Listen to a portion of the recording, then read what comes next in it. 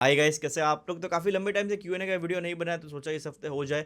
और आप लोगों ने कम्युनिटी पोस्ट में काफ़ी सारे इंटरेस्टिंग क्वेश्चंस पूछे। सारे क्वेश्चंस को तो यहाँ पे नहीं ला सकते, लेकिन मोस्ट ऑफ द लोगों को मैंने कम्युनिटी पोस्ट में रिप्लाई कर दिया है। तो अगर आपके क्वेश्चन का आंसर आपको यहाँ पे नहीं मिलता, तो कम्युनिटी पोस्ट में एक बार जाकर जरूर चेकआउट करना। और सैमसंग का S23 अल्ट्रा भी फाइनली मेरे पास आ चुका है। अभी आपको किस चीज़ का कंपेरिजन देखने में सबसे ज़्यादा इंटरेस्ट है आईफोन 14 प्रो के साथ, मुझे कॉमेंट सेक्शन में जरूर बताना। और इस इंट्रो को फिर से शूट करना पड़ रहा है बिकॉज लास्ट वाले में थोड़ा प्रॉब्लम आ गया था, तो इसीलिए लुक जो है वो अब थोड़ा चेंज हो जाएगा। सबसे पहला क्वेश्चन पूछा है गाइस विशाल मेहता ने, इन्होंने पूछा आईफोन 12 प्रो है इनके पास और आईफोन 14 सीरीज पे क्या अपग्रेड करना चाहिए।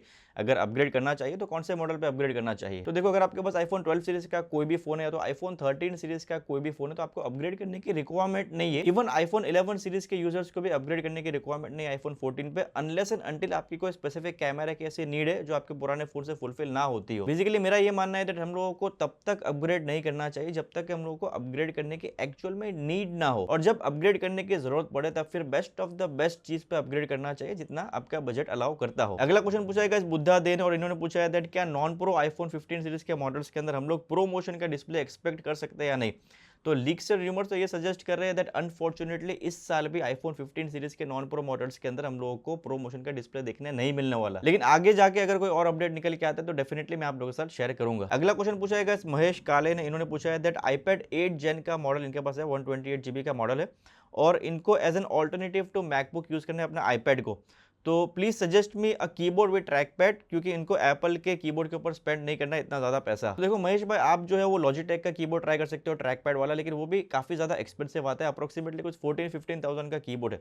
एप्पल के कीबोर्ड से नो डाउट थोड़ा चीपर है, लेकिन फिर भी थोड़ा हाई एंड पे मुझे लगता है इसका प्राइसिंग। तो आप बेसिकली क्या कर सकते हो, लॉजिटेक के जो 2000 वाले कीबोर्ड आते हैं जिनके अंदर ट्रैक पैड नहीं आता, आप उसके लिए जा सकते हो और अलग से एक ब्लूटूथ माउस आप ले सकते हो। इस तरह आपका जो सेटअप है वो थोड़ा इकोनॉमिक रेंज में हो जाएगा। अगला क्वेश्चन पूछा है ब्रोकन ने, इन्होंने पूछा है 13 या 14 में से कौन सा खरीदो अगले 3-4 साल के लिए। तो देखो आईफोन 14 और 13 के बीच में बहुत ही ज्यादा कम डिफरेंसेस है, मतलब जो 4K सिनेमैटिक मोड है उसमें 60 FPS का आपको ऑप्शन देखने मिलता है। आईफोन 14 में एक्शन मोड का आपको वहां पे फीचर देखने मिलता है, एप्पल का क्रैश डिटेक्शन फीचर देखने मिलता है। आईफोन 14 में आपको फोटोनिक इंजन में देखने मिलता है, वहां पे आपको स्लाइटली बेटर जीपीयू का एक कोर भी देखने मिलता है, मतलब एक कोर जीपीयू का आईफोन 14 में एक्स्ट्रा आईफोन 13 के मुकाबले। लेकिन डे टू डे लाइफ में आपको इन सारी चीजों से कोई भी फर्क नहीं पड़ने वाला, अनलेस एंड अनटिल जो फीचर्स आईफोन 14 में एक्स्ट्रा है उनका आपको नीड हो। और दोनों फोन्स के प्राइसिंग के बीच में भी 10,000 रुपए का डिफरेंस है, तो आप पैसा बचा के 10,000 रुपए बचा के आईफोन 13 सीरीज के लिए भी, आईफोन 13 के नॉन प्रो मॉडल के लिए भी जा सकते हो। लेकिन अगर सेल वगैरह के टाइम पे आपको आईफोन 14 का जो नॉन प्रो मॉडल है वो अच्छे प्राइस पे मिल रहा है, अच्छे डिस्काउंट वगैरह पे मिल रहा है, तो मे भी आप कंसिडर कर सकते हो।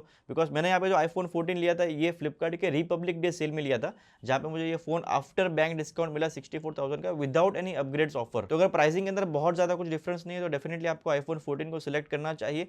लेकिन अगर प्राइसिंग के अंदर 10-11 हजार रुपए का डिफरेंस है और आप पैसा बचाना चाहते हो तो आईफोन 13 के लिए भी आप जा सकते हो। अगले 3-4 साल तक आपको कोई भी वहां पे प्रॉब्लम नहीं आएगा। क्यूएनए में आगे बढ़ने से पहले गाइस आप लोगों से 1 मिनट चाहता हूं, एक इंपॉर्टेंट टॉपिक के ऊपर बात करनी है। अगर आप स्टॉक मार्केट में नए हो, अपने हार्ड एंड मनी को इन्वेस्ट करना चाहते हो, तो आपको जरूरत पड़ने वाली एक फाइनेंशियल एक्सपर्ट की जो कि आपको एरियाज ऑफ अपॉर्चुनिटीज को आइडेंटिफाई करने में आपकी हेल्प कर पाए। और इन्वेस्टमेंट्स और ट्रेडिंग करने के लिए एक डीमैट अकाउंट का होना भी काफी ज्यादा जरूरी है। और मोतीलाल ओसवाल के साथ गाइस ना सिर्फ आप एक फ्री में डीमैट अकाउंट ओपन कर सकते हो, बट वो आपको एक फाइनेंशियल एडवाइजर भी अलॉट करेंगे जो कि आपके टच में रहेंगे for any investing related queries. Motilal Oswal के पास 50 लाख से भी ज्यादा कस्टमर्स है और 30 साल से भी ज्यादा का इनके पास एक्सपीरियंस है इस सर्विस को प्रोवाइड करने का। फ्री में डीमैट अकाउंट ओपन करने के साथ साथ जो फर्स्ट ईयर का मेंटेनेंस चार्ज है वो भी आपको देना नहीं है, और जो ब्रोकरेज फी है वो भी फ्लैट 20 रुपीज पर लॉट है। आपको बस अपना पैन कार्ड, आधार कार्ड और बैंक डिटेल्स चाहिए तो enter the stock market with Motilal Oswal's trusted advice. इनके मोबाइल एप्लीकेशन के ऊपर आपको रियल टाइम स्टॉक रिकमेंडेशंस के नोटिफिकेशंस भी मिलेंगे कंप्लीटली फ्री में। प्लस मोतीलाल ओसवाल के साथ जब आप अपना फ्री में डीमैट अकाउंट ओपन करते हो तो you are also eligible for a welcome basket which includes AI based tools and brokerage reversal. और ये काफी फास्ट और सिक्योर ट्रेडिंग प्लेटफॉर्म है जिसमें आप सिर्फ मोबाइल एप्लीकेशन के थ्रू या तो एक फोन कॉल से भी इन्वेस्टिंग स्टार्ट कर सकते हो। डिस्क्रिप्शन बॉक्स के अंदर आपको लिंक मिलेगा, वहां पे जाइए, अपना नाम एंटर कीजिए, मोबाइल नंबर एंटर कीजिए, सिटी एंटर कीजिए और तुरंत ही अपना ऑनलाइन पे डीमैट अकाउंट ओपन कीजिए। Anyways guys, back to Q and A. अगला क्वेश्चन पूछा है मोहम्मद अब्दुल्ला ने, इन्होंने पूछा how many iPhones do I have. तो अभी फिलहाल मेरे पास 4 आईफोन, एक आईफोन 12 मिनी, आईफोन 12, एक आईफोन 14 जो मैंने रिसेंटली खरीदा था फ्लिपकार्ट के सेल में, और एक आईफोन 14 प्रो जिससे ये वाला वीडियो रिकॉर्ड हो रहा है। और सारे फोन जो वो इस यूट्यूब चैनल के लिए, मेरा कोई शौक नहीं है इतने सारे आईफोन जमा करने का। और इनका अगला क्वेश्चन है, do you own any Android smartphone? अभी फिलहाल तो मेरे पास कोई एंड्रॉइड स्मार्टफोन नहीं है, पहले मैं सैमसंग का यूज करता था, अब लेने वाला हूँ S23 अल्ट्रा, में भी आगे चैनल के ऊपर कुछ वीडियोस वगैरह कुछ नया कंटेंट बनाने के लिए। अगला क्वेश्चन पूछा है खबीब औरा ने, इन्होंने पूछा है दैट एप्पल वॉच की बैटरी कितना लास्ट करती है और जो एप्पल वॉच सीरीज 8 जीपीएस है उसकी बैटरी कितना लास्ट करेगी। तो देखो एप्पल वॉच सीरीज 8 तो मेरे पास है नहीं, मैंने इस साल खरीदी नहीं। एप्पल वॉच SC जो है मैं यूज करता था, LT वाला मॉडल, वो 1-8 दिन का बैटरी बैकअप उसमें मुझे मिलता था। तो सीरीज 8 में भी आप लोगों को सिमिलर सा बैटरी बैकअप देखने मिलेगा। अगर आप सीरीज 8 जीपीएस लेते हो वो भी आपको 1-8 दिन तो इजीली चल जाएगी। लेकिन अगर आप लो पावर मोड में अपनी एप्पल वॉच को चलाते हो तो आपको यहाँ पे बैटरी बैकअप जो है वो थोड़ा ज्यादा मिलेगा। अभी इस फीचर को भी मैंने टेस्ट नहीं किया, इसलिए आपको जो है वो यूट्यूब वीडियोस वगैरह, रिव्यूज वगैरह प्रॉपर जो वॉच चाहिए उसका देखना पड़ेगा, तो आपको पता चले दैट आप जो स्पेसिफिक वॉच लेने वाले उसमें आपको रियल वर्ल्ड यूसेज कितना मिलेगा। अगला क्वेश्चन पूछा है प्रसून मेहरा ने, इन्होंने पूछा है आईफोन 11 तो इनके पास है, लेकिन एक एंड्रॉइड का स्मार्टफोन भी इनको खरीदना है, तो क्या गूगल पिक्सल 7 लेना चाहिए या तो 7A के लिए रुकना चाहिए? तो देखो मैं एंड्रॉइड के लीक्स और रिमोट से तो इतना ज्यादा अपडेटेड नहीं रहता, तो गूगल पिक्सल 7A कब लॉन्च होने वाला है मुझे पता नहीं। अगर 2-3 महीने के अंदर लॉन्च होने वाला हो, मे बी आप लीक्स और रिमोट्स की वीडियो चेकआउट कर सकते हो, तो आप रुक सकते हो 2-3 महीने के लिए। और सैमसंग ने अपना जो S23 सीरीज का लाइनअप है उसको भी लॉन्च कर दिया, तो मे बी आप S23 भी चेकआउट कर सकते हो दैट सैमसंग क्या ऑफर करे अपने फोन में, और मे भी कंपेयर कर सकते हो, आपको जो ज्यादा पसंद है आप उसके लिए जा सकते हो। अगला क्वेश्चन पूछा है AJ ने, इन्होंने पूछा है आईफोन 15 में भी क्या आईफोन 14 जितनी बैटरी आएगी उससे ज्यादा? तो अगर एक्चुअल कैपेसिटी के बारे में बात करें, मतलब मिली एम्प पावर के बारे में बात करें, तो ऑलमोस्ट सिमिलर साइज देखने मिलेगा।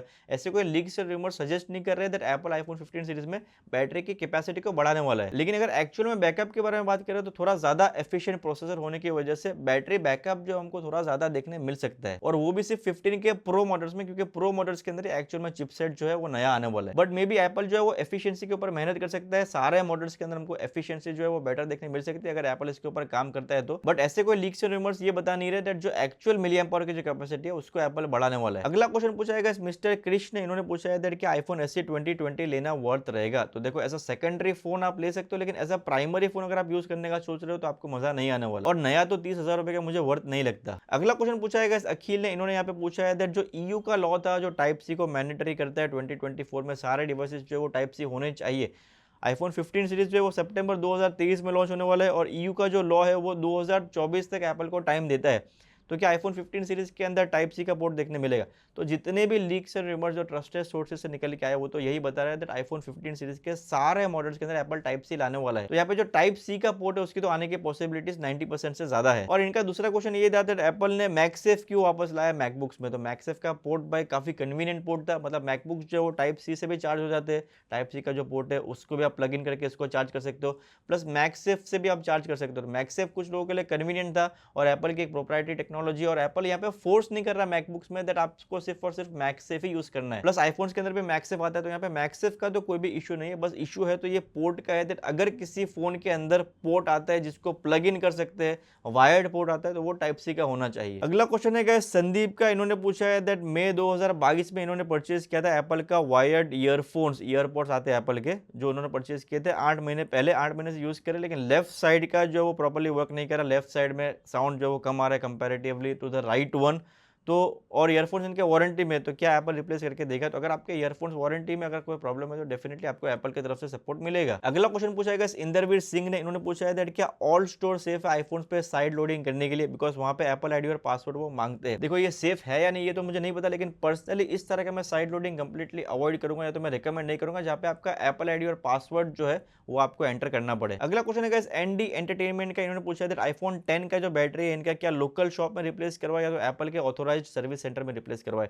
तो आईफोन 10 आपके पास काफी पुराना फोन हो चुका है, 5-6 साल पुराना फोन है, तो एप्पल के जो ऑथोराइज सर्विस सेंटर है वहां पे रिप्लेस करवाना कोई सेंस नहीं बनाएगा, बिकॉज आपके आईफोन के वैल्यू से ज्यादा का वैल्यू आपकी बैटरी और आपकी डिस्प्ले का होगा। डिस्प्ले अप्रोक्सीमेटली कुछ 25-26 हज़ार रुपए की होगी और बैटरी जो है 5-6 हज़ार रुपए की आती है, तो 30,000 की तो वैल्यू आईफोन 10 की आई डोंट थिंक दैट अभी फिलहाल मार्केट में है। तो सेंस तो यही बनाएगा दैट आपकी बैटरी और स्क्रीन खराब हो चुकी है तो आप रिप्लेस को लोकल में करवा लो। अगला क्वेश्चन पूछा है किरण चौधरी ने, इन्होंने पूछा है दैट क्या इंडिया में ऐसा कोई फोन रिपेयर गुरु जैसा बंदा है जो ज्यादा स्किल्ड हो एप्पल प्रोडक्ट्स वगैरह को फिक्स करने में, या तो उसकी तरह जो वो रिपेयरिंग वगैरह करता हो? तो इंडिया में उससे भी बेहतर लोग होंगे, लेकिन हमें पता नहीं। फ़ोन रिपेयर गुरु हमें पता है, बिकॉज़ वो फेमस है यूट्यूब वगैरह पे वीडियोज़ बना के। अगला क्वेश्चन पूछा है और आज के Q&A का लास्ट क्वेश्चन पूछा है एक्वा गेमिंग ने। इन्होंने पूछा है दैट आईफ़ोन के स्पीकर ग्रिल में बहुत ज़्यादा डस्ट बैठ जाती है, तो उसको अच्छे से क्लीन कैसे करें? तो आप उसको बस सॉफ्ट जो ब्रिसल ब्रश आता है उससे आप उसको क्लीन कर सकते हो, और तो कोई उसका रास्ता है नहीं। उसमें आप लिक्विड वगैरह भी डाल नहीं सकते। तो सॉफ्ट जो ब्रिसल ब्रश आता है उससे आप क्लीन करोगे तो आपका सारा जो डस्ट है वो निकल जाएगा। तो ये था गाइस आज का हमारा Q&A। उम्मीद करता हूँ आप लोगों को पसंद आया। अगर पसंद आया तो वीडियो को लाइक और शेयर जरूर करना। अगर आप लोग चैनल पर नए अभी तक सब्सक्राइब नहीं किया तो जरूर सब्सक्राइब करना।